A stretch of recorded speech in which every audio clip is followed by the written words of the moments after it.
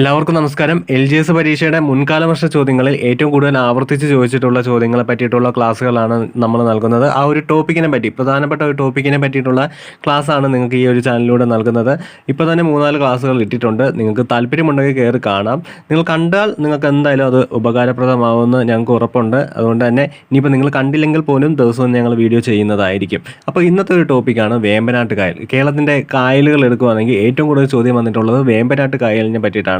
പറയാനുള്ള കാരണം നമുക്കിപ്പോൾ തന്നെ നോക്കാം. ഇന്ത്യയിലെ ഏറ്റവും നീളം കൂടിയ കായലാണ് വേമ്പനാട്ട് കായൽ. ഈ കായലിൻ്റെ നീളമെന്ന് പറയുന്നത് 96 കിലോമീറ്റർ ആണ്. ഇന്ത്യയിലെ രണ്ടാമത്തെ വലിയ തണ്ണീർത്തടമാണ്. കേരളത്തിലെ ഏറ്റവും വലിയ റാംസർ സെറ്റാണ്.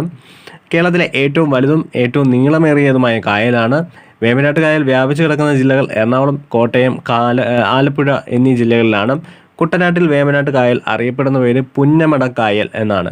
കൊച്ചി കായൽ എന്നറിയപ്പെടുന്ന കായലും വേമ്പനാട്ട് കായലാണ്. വീഴമ്പുഴ എന്ന കൊച്ചിയിൽ അറിയപ്പെടുന്ന കായലും വേമ്പനാട്ട് കായലാണ്. വേമ്പനാട്ട് കായലിൽ സ്ഥിതി ചെയ്യുന്ന പ്രധാന ദ്വീപുകൾ പാതിരാമണൽ, പെരുമ്പളം, വൈപ്പിൻ, വെല്ലിംഗ്ടൺ, വല്ലാർപാടം, കടമക്കുടി.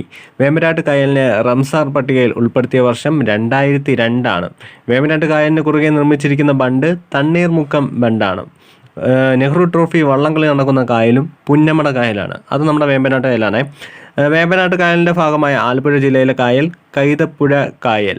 കുട്ടനാടിനെ വെള്ളപ്പൊക്കത്തിൽ നിന്ന് രക്ഷിക്കുന്നതിനായി വേമ്പനാട്ട് കായലിൽ നിർമ്മിച്ചിരിക്കുന്ന തടയണ തോട്ടപ്പള്ളി സ്പിൽവേ. വൈക്കം ക്ഷേത്രം സ്ഥിതി ചെയ്യുന്ന കായൽ തീരം വേമ്പനാടാണ്. അപ്പോൾ ഇത്രയും പ്രത്യേകതകൾ നമ്മുടെ വേമ്പനാട്ട് കായലിനുണ്ട്. അപ്പോൾ ഇതിൽ നിന്നെല്ലാം ചോദ്യങ്ങൾ വരാം. ഒരു മാർക്ക് നിങ്ങൾക്ക് എന്തായാലും സ്വന്തമാക്കാൻ സാധിക്കും.